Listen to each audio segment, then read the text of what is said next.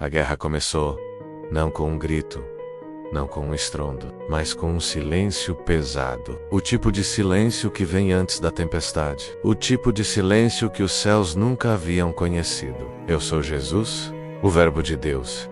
E se você viu a parte 1, você sabe como chegamos até aqui. Lúcifer, o querubim ungido, havia declarado guerra aberta contra o Pai. 1/3 dos anjos havia escolhido segui-lo. E agora, pela primeira vez na eternidade, o céu se preparava para algo que nunca deveria existir. Batalha. Na parte anterior, você viu a rebelião começar. Hoje, você vai ver a guerra. A guerra que Miguel liderou. A guerra que decidiu o destino de Lúcifer e seus seguidores. A guerra cujas consequências você ainda sente hoje, fica até o final. Porque o que aconteceu naquele combate celestial vai te mostrar que a batalha espiritual não é apenas real. Ela é eterna. Miguel estava diante de mim. Sua espada flamejante já desembainhada. Seu rosto mostrava algo que eu nunca havia visto nele antes. Uma mistura de determinação e tristeza profunda. Senhor, ele disse, sua voz firme, mas carregada de peso. Isso realmente precisa acontecer? Não há outro caminho? Eu olhei para ele.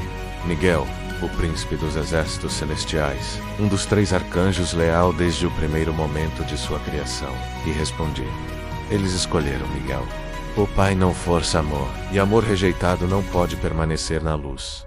Eles declararam guerra, e guerra terá consequências. Miguel fechou os olhos por um momento. Quando os abriu, a tristeza ainda estava lá. Mas agora, havia algo mais. Resolução absoluta. Então que seja feita a vontade do Altíssimo. Pelo Pai, pela glória dele, eu lutarei. Gabriel se juntou a nós, em suas mãos. A trombeta celestial. Ele olhou para o vale onde os anjos rebeldes estavam reunidos ao redor de Lúcifer. São tantos, ele murmurou. 1/3 de todas as hostes, anjos que adoravam conosco ontem. Como chegamos a isso? Orgulho. Respondi, o primeiro pecado.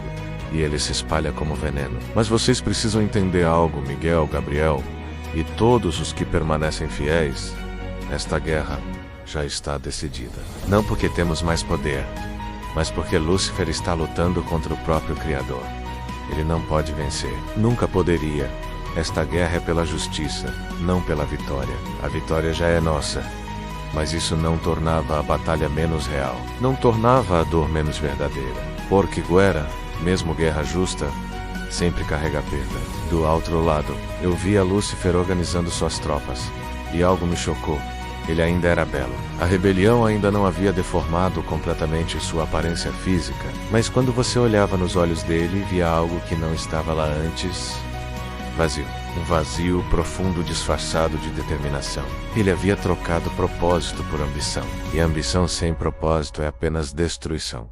Ao lado de Lúcifer estavam anjos que eu conhecia. Anjos que serviram fielmente por eras. Havia Azazel, que antes liderava os cânticos de adoração nas assembleias matinais. Agora sua voz estava silenciosa, seus olhos fixos em Lúcifer com devoção cega. Havia Belial, que costumava cuidar dos portais de luz nos salões celestiais. Agora empunhava uma lança voltada contra seus próprios irmãos. E havia tantos outros. Cada um uma tragédia. Cada um uma escolha. Cada um agora do lado errado de uma linha que nunca deveria ter existido. Lúcifer levantou sua voz. Ela ainda tinha aquela qualidade musical. Mas agora havia algo discordante nela. Irmãos, ele chamou seus seguidores. Hoje nós conquistamos o que sempre foi nosso por direito. Hoje nós provamos que não precisamos nos curvar. Hoje nós nos tornamos deuses. E seus anjos gritaram em aprovação. Mas era um grito oco, porque no fundo, alguns deles já estavam começando a duvidar. Já estavam sentindo o peso do que haviam escolhido. Mas orgulho os mantinha presos. Orgulho não deixa você voltar atrás facilmente. Miguel se adiantou. Posicionou-se entre os anjos fiéis e os rebeldes. E sua voz ecoou pelos céus com autoridade que fazia o próprio ar vibrar. Lúcifer, portador da luz que rejeitou a luz. Querubim ungido que profanou sua unção. Em nome do Altíssimo, do Criador de todas as coisas, eu te ordeno, renda-se. Reconheça seu erro. Ainda há tempo para misericórdia. Mas Lúcifer apenas riu. Era uma risada amarga. Misericórdia. Misericórdia para os fracos, Miguel. Eu não preciso de misericórdia. Eu tomo o que é meu. E seu rosto se contorceu em raiva. Você sempre foi o favorito dele, não foi? O príncipe perfeito. O guerreiro leal. Mas eu era mais belo, era mais glorioso. E ainda assim, você recebe honra, enquanto eu recebo ordens. E ali estava. A raiz de tudo. Não era sobre justiça. Não era sobre direitos ir a Sabrenbedia. Era sobre comparação. Era sobre querer a glória que pertencia a outro. Era sobre não estar satisfeito com o propósito para o qual foi criado. Miguel balançou a cabeça, tristeza profunda em seus olhos. Lúcifer, você não entende. A glória nunca foi sobre nós. Era sempre sobre ele. Refletir sua glória era nossa honra maior. Mas você preferiu buscar sua própria glória. E glória própria é apenas escuridão disfarçada. Chega de palavras, Lúcifer gritou. Se você não se junta a mim, você cai comigo. E ele atacou. O que aconteceu a seguir foi difícil de descrever em palavras humanas. Imagine luz colidindo contra a escuridão. Imagine fogo angelical contra fogo corrompido. Imagine o som de milhões de asas batendo ao mesmo tempo enquanto hostes celestiais se chocavam. Miguel encontrou Lúcifer no ar. Suas espadas se encontraram com um impacto que fez o céu tremer. Faíscas de luz divina explodiram ao redor deles. Por Deus e por sua glória, Miguel grite. Por mim mesmo e minha glória, Lúcifer respondeu. E nessa troca, tudo estava resumido. Um lutava pelo Criador. O outro lutava por si mesmo. Um era movido por amor. O outro por orgulho. E essa diferença fazia toda a diferença. Ao redor deles, a batalha se desenrolava. Gabriel liderava um contingente contra Azazel e seus seguidores. Rafael, o terceiro arcanjo, protegia os anjos mais jovens que estavam aterrorizados com o que estava acontecendo. Serafins leais enfrentavam querubins rebeldes. Amigos enfrentavam amigos. Irmãos enfrentavam irmãos. E eu observava tudo, cada golpe, cada queda, cada momento de dor. E meu coração se partia, porque esta nunca foi a intenção. Esta nunca foi a visão. Mas livre-arbítrio significa liberdade de escolher, mesmo quando a escolha leva à destruição. Miguel estava ganhando terreno, não porque era mais forte que Lúcifer em essência, mas porque ele lutava com o poder do Altíssimo. Ele lutava pela verdade. E verdade sempre supera mentira. Não importa quão bem a mentira seja embalada. Lúcifer começou a recuar. Seu ataque estava ficando mais desesperado, mais errático, porque ele estava começando a perceber. Ele não poderia vencer.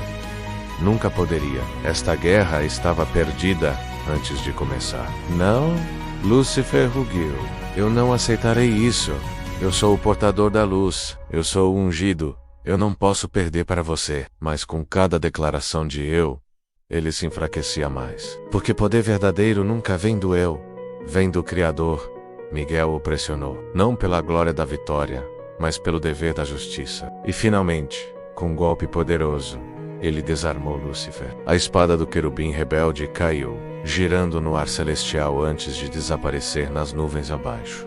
Lúcifer ficou ali, desarmado, mas ainda desafiador. Mesmo derrotado, ele não se curvaria. Mesmo vencido, ele não reconheceria o erro. E Miguel viu isso. Viu a teimosia absoluta. A recusa de se arrepender. Acabou, Lúcifer, Miguel disse.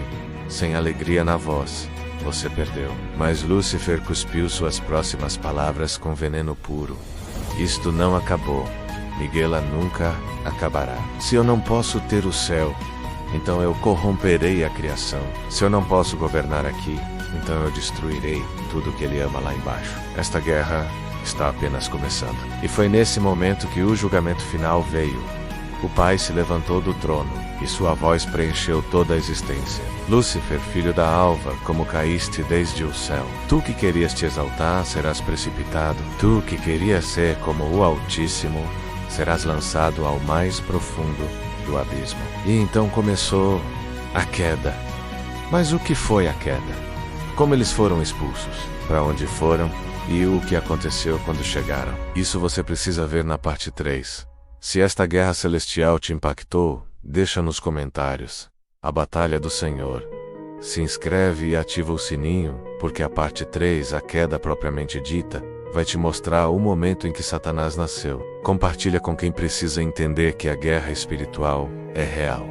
Até a próxima parte. E lembra, a batalha pode ser intensa, mas o vencedor já está decidido.